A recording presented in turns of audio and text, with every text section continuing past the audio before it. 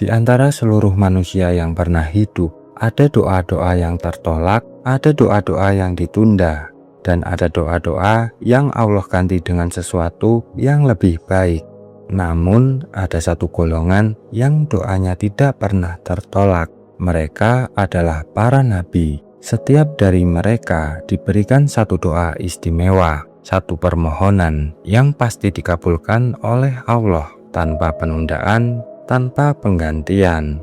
Dan setiap nabi menggunakan kesempatan itu di saat yang paling genting, di saat tidak ada lagi jalan keluar. Namun, ada satu nabi yang memilih jalan berbeda.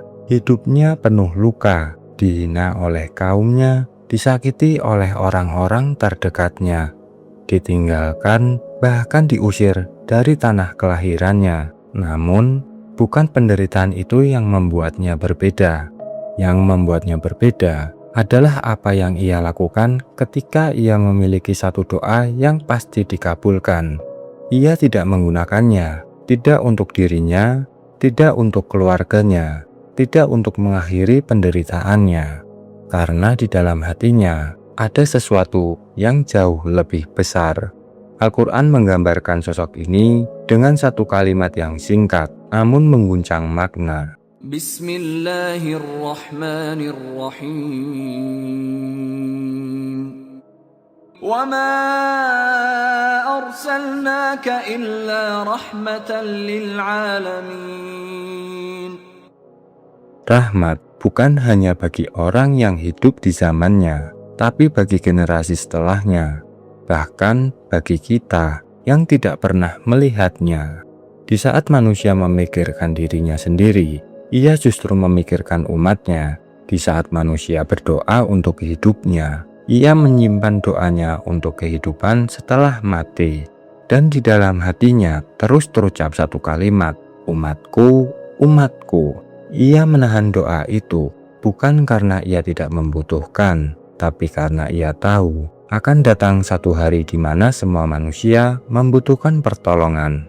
Hari di mana tidak ada lagi kekuatan, tidak ada lagi harta, tidak ada lagi yang bisa diandalkan.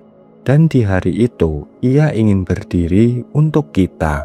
Inilah kisah tentang sebuah doa yang tidak digunakan di dunia, tentang cinta yang melampaui zaman, dan tentang seorang manusia yang lebih memikirkan keselamatan kita daripada dirinya sendiri. Dialah Nabi kita, Muhammad Shallallahu Alaihi Wasallam.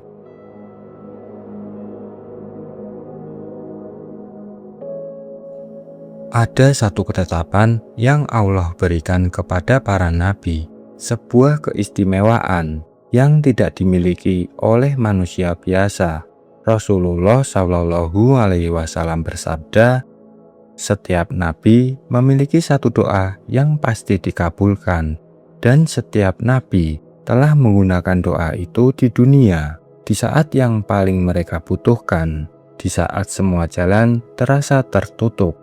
Lihatlah Nabi Sulaiman alaihi wasallam, seorang raja, seorang nabi, namun ia tidak meminta sekadar kekuasaan. Ia meminta sesuatu yang tidak pernah dimiliki siapapun sebelumnya dan tidak akan dimiliki siapapun setelahnya. Doanya diabadikan dalam Al-Quran. Bismillahirrahmanirrahim. Qala rabbi ighfir li wa hab li mulkan la yanbaghi li ahadin min ba'di innaka antal wahhab. Dan Allah mengabulkannya. Angin tunduk kepadanya, jin bekerja di bawah perintahnya. Kerajaan yang tidak pernah tertandingi sepanjang sejarah manusia. Lalu Nabi Zakaria alaihi salam, seorang hamba yang telah menua, tubuhnya melemah, rambutnya memutih, dan harapan seakan perlahan menghilang. Istrinya tidak dapat memiliki anak, namun di dalam hatinya masih ada satu harapan yang tersisa. Ia tidak meminta harta, tidak meminta kekuasaan, ia hanya meminta satu hal, seorang anak. Dengan penuh kerendahan, ia berdoa, Bismillahirrahmanirrahim. Rabbi la tadharni fardan wa anta khairul warithin. Secara logika itu mustahil, namun bagi Allah tidak ada yang mustahil, dan Allah mengabulkannya. Ia dianugerahi seorang anak, Yahya alaihi salam. Begitulah para nabi, mereka berdoa dan Allah mengabulkan. Namun, di antara semua kisah itu, ada satu kisah yang terasa berbeda. Seorang nabi yang memiliki doa yang sama, doa yang pasti akan dikabulkan. Namun, ia memilih untuk tidak menggunakannya, bukan karena ia tidak memiliki keinginan, bukan karena hidupnya tanpa ujian. Justru, ia menghadapi ujian yang tidak ringan. Ia dihina, ia disakiti, ia kehilangan orang-orang yang ia cintai. Ia bahkan pernah ditawarkan untuk menghancurkan kaumnya, namun ia menolak. Dan ketika ia memiliki satu doa yang pasti dikabulkan, ia tidak menggunakannya. Ia menahannya, menyimpannya untuk sesuatu yang jauh lebih besar. Untuk satu hari di mana semua manusia akan berdiri tanpa perlindungan. Dan di hari itu, ia ingin berkata, umatku, umatku.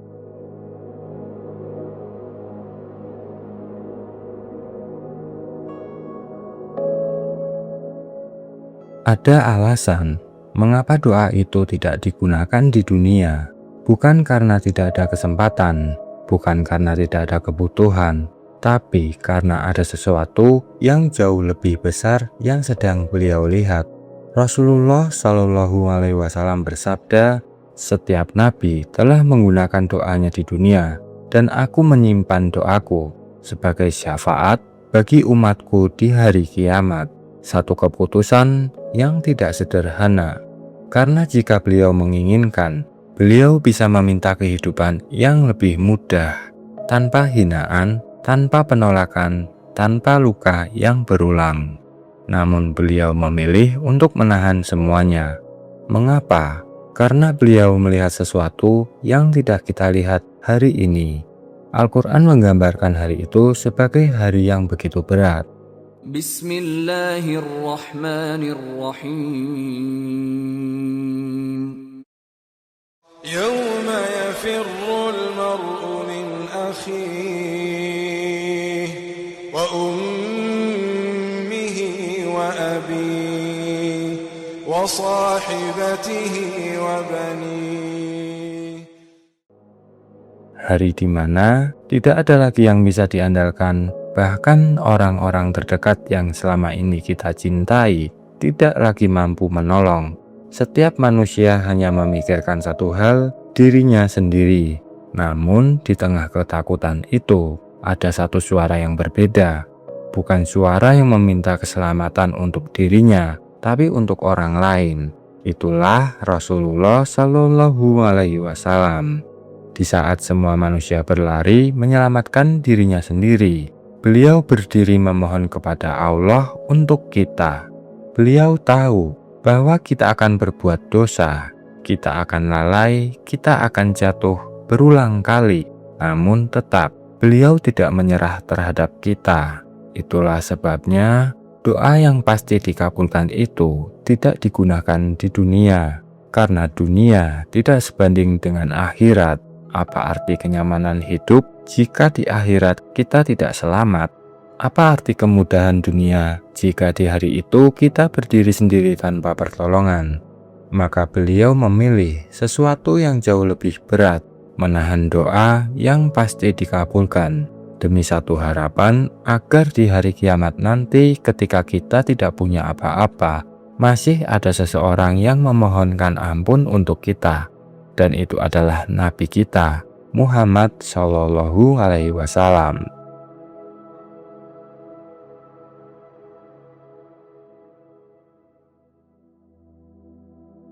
Tahun itu, langit terasa begitu tenang, namun di bumi sejarah sedang ditulis. Puluhan ribu manusia berkumpul di satu tempat Padang Arafah.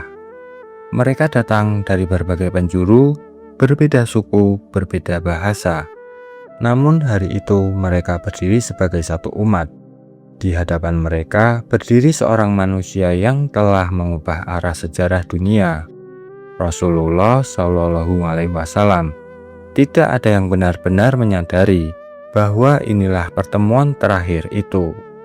Beliau memulai dengan satu panggilan, "Wahai manusia," bukan "wahai orang beriman," bukan "wahai kaum muslimin," karena apa yang akan beliau sampaikan bukan hanya untuk mereka yang hadir di sana, tapi untuk seluruh manusia hingga akhir zaman.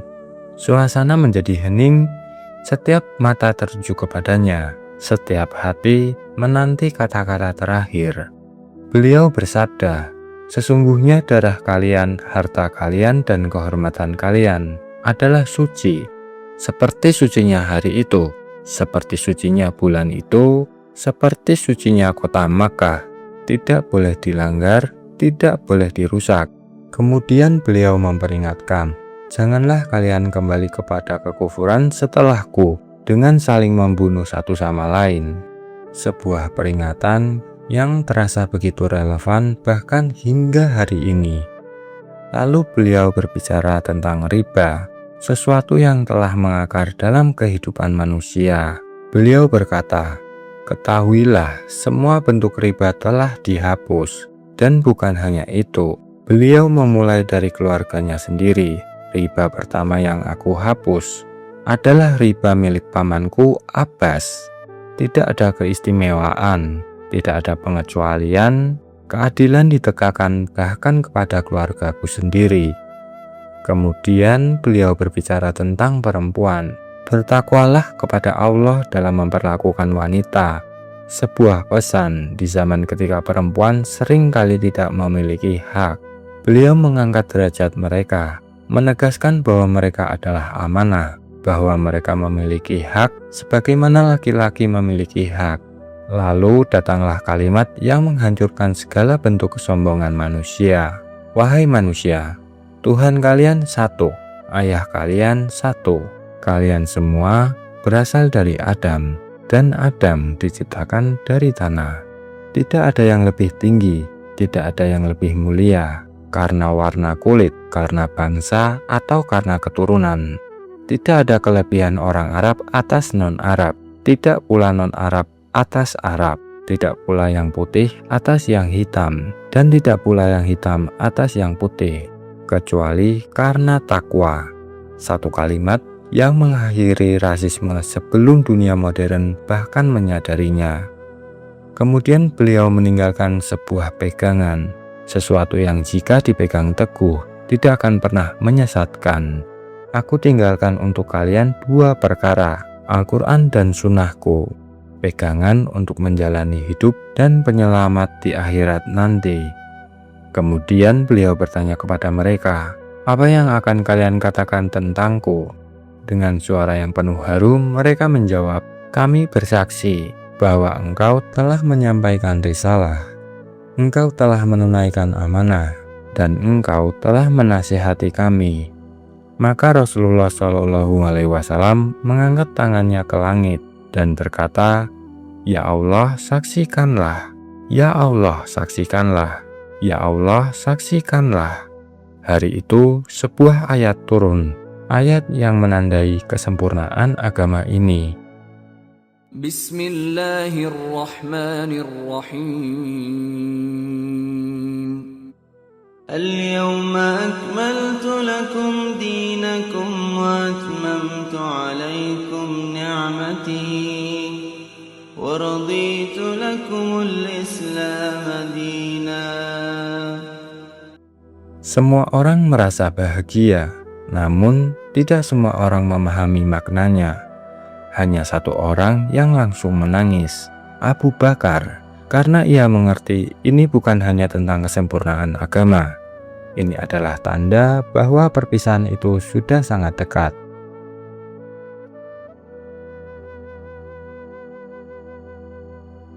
Waktu terus berjalan, dan tanda itu semakin jelas. Rasulullah Shallallahu Alaihi Wasallam telah menyampaikan risalah, telah menunaikan amanah, namun tubuhnya mulai melemah. Sakit itu datang perlahan, demam yang semakin hari semakin berat. Namun di tengah rasa sakit itu ada sesuatu yang tidak pernah berubah. Hatinya, bukan tentang dirinya, bukan tentang rasa sakit yang ia rasakan, tapi tentang umatnya. Di saat tubuhnya lemah, lisannya tetap menyebut, "Umatku, umatku." Bahkan dalam keadaan seperti itu, yang ia khawatirkan bukanlah dirinya sendiri, melainkan kita. Dalam salah satu momen, malaikat Jibril datang kepadanya dan bertanya tentang apa yang ia rasakan. Rasulullah Shallallahu Alaihi Wasallam menjawab, "Aku mengkhawatirkan umatku." Jibril pun kembali kepada Allah dan datang membawa kabar bahwa Allah berfirman, "Kami akan membuatmu ridho terhadap umatmu, dan kami tidak akan membuatmu bersedih." Janji itu menenangkan hatinya, namun rasa sakitnya tidak berhenti. Hari-hari terakhir itu dipenuhi dengan ujian yang berat, hingga akhirnya beliau tidak lagi mampu memimpin sholat. Padahal selama ini beliaulah yang selalu berada di depan. Namun kali ini beliau berkata, "Perintahkan Abu Bakar untuk menjadi imam." Sebuah isyarat yang kelak akan dipahami oleh para sahabat. Namun di balik itu semua, ada satu hal yang terus beliau tekankan, bukan kekuasaan, bukan harta, tapi sholat. Jaga sholat, jaga sholat. Sebuah pesan yang diulang di saat-saat terakhir hidupnya. Karena itulah yang akan menjadi penghubung kita dengan Allah. Hari demi hari berlalu, hingga tibalah hari itu. Para sahabat sedang berdiri rapi melaksanakan sholat subuh. Abu Bakar menjadi imam. Tiba-tiba Rasulullah Shallallahu Alaihi Wasallam membuka tirai kamarnya. Beliau melihat mereka, barisan yang lurus, hati yang tunduk. Umat yang dulu lemah kini berdiri kokoh dalam sholat. Senyum tipis muncul di wajahnya. Ada kebahagiaan di tengah rasa sakit yang ia rasakan. Seolah-olah itulah momen terakhir yang ingin ia lihat. Umatnya tetap berada di jalan Allah. Namun tidak lama setelah itu, tubuhnya kembali melemah. Waktu perpisahan itu akhirnya benar-benar tiba. Di detik-detik terakhir, tidak ada keluhan, tidak ada penyesalan. Yang ada hanyalah zikir dan doa. Di sampingnya ada semangkuk air. Beliau mencelupkan tangannya lalu mengusapkan wajahnya. La ilaha illallah. Kemudian dengan sisa tenaga yang ada, beliau mengangkatkan pandangannya ke langit dan mengucapkan, "Ya Allah, bersama Ar-Rafiq Al-A'la, sahabat tertinggi." Dan di saat itulah Rasulullah Shallallahu Alaihi Wasallam menghembuskan nafas terakhirnya. Manusia yang paling mulia telah kembali kepada Robnya. Dunia tidak akan pernah sama lagi.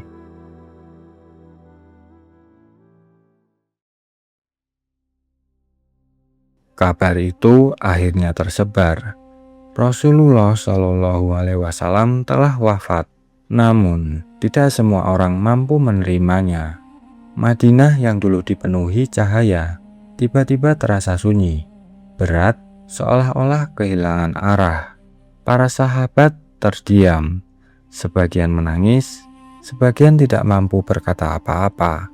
Namun ada satu orang yang tidak bisa menerima kenyataan itu, Umar bin Khattab. Dengan suara yang penuh emosi, ia berkata, "Beliau hanya pergi seperti Nabi Musa. Siapa yang mengatakan Muhammad telah wafat akan aku tebas, bukan karena ia tidak tahu kebenaran, tapi karena hatinya tidak siap kehilangan."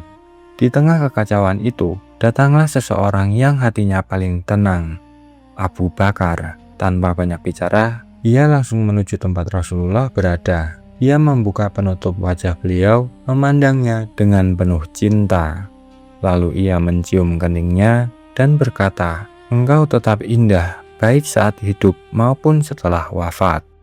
Air matanya jatuh, namun hatinya tetap kokoh. Ia tahu ini bukan saatnya larut dalam kesedihan, ia keluar menghadapi para sahabat yang masih dalam keguncangan, termasuk Umar yang masih berdiri dengan emosinya. Namun Abu Bakar tidak membalas emosi itu. Ia tidak berdebat, ia hanya mengatakan satu hal yang mengubah segalanya.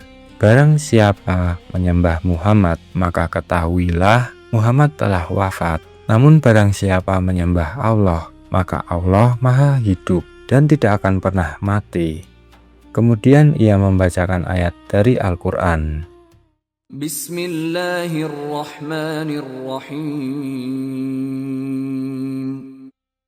وما محمد إلا رسول قد خلت من قبله الرسل أفإن مات أو قتلا انقلبتم على أعقابكم ومن ينقلب على عقبيه فلن يضر الله شيئا وسيجزي الله الشاكرين. Ayat itu bukan ayat baru, mereka telah mendengarnya berulang kali. Namun di saat itu, seakan-akan ayat itu baru pertama kali mereka dengar. Hati mereka perlahan mulai tenang. Umar, yang tadi berdiri dengan amarah, tiba-tiba terdiam. Kakinya melemah, ia tidak lagi mampu berdiri. Dan saat itulah semua sahabat menyadari satu hal, Rasulullah benar-benar telah wafat. Hari itu adalah hari paling gelap dalam sejarah Madinah.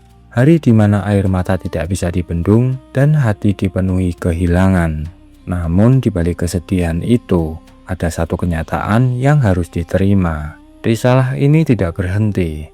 Perjuangan ini harus dilanjutkan dan kini tanggung jawab itu berpindah kepada mereka.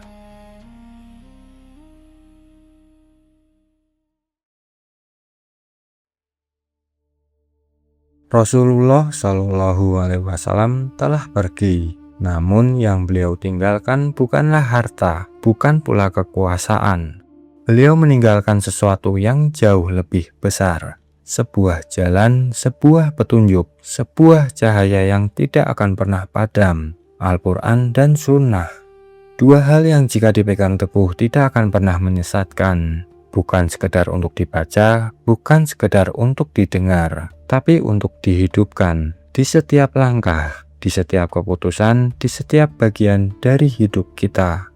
Karena beliau tidak hanya datang untuk menyampaikan wahyu, beliau datang untuk menunjukkan bagaimana cara menjalani hidup.